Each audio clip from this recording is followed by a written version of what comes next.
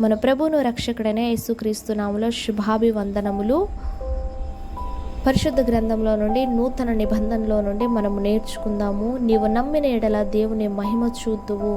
తన ప్రాణమును ప్రేమించువాడు దానిని పోగొట్టుకొను. ఈ లోకములో తన ప్రాణమును ద్వేషించువాడు నిత్య జీవము కొరకు దాన్ని కాపాడుకొనును.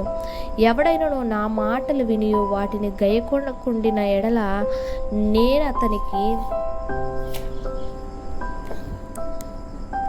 తీర్పు తీర్చను.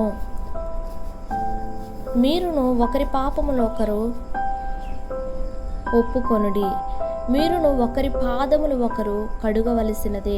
నా తండ్రి ఇంట అనేక నివాసములు కలవు, లేని ఎడల మీతో చెప్పుదును. మీకు స్థలము సిద్ధపరచ వెళ్ళుచున్నాను. నేను మార్గమును సత్యమును జీవమును, నా ద్వారానే తప్ప ఎవడను తండ్రి యొద్దకు రాడు. ఒకడు నన్ను ప్రేమించిన ఎడల వాడు నా మాట గైకొనును. నా యందు మీరును మీ యందు నా మాటలు నిలిచి ఉన్న ఎడల మీకేది ఇష్టమో అడుగుడి. చూడక నమ్మిన వారు ధన్యులు. మీరు ఎవరి పాపములు క్షమిందరో అవి క్షమింపబడును, ఎవరి పాపములు నిలిచి ఉండనిద్దురో అవి నిలిచి ఉండును. యేసుక్రీస్తును ఎరుగుటయే నిత్య జీవము. వాక్యము వలన నాయందు విశ్వాసముంచు వారందరూ ఏకమై ఉండవలనని వారి కొరకు ప్రార్థించుచున్నాను. నా శాంతినే మీకు అనుగ్రహించుచున్నాను.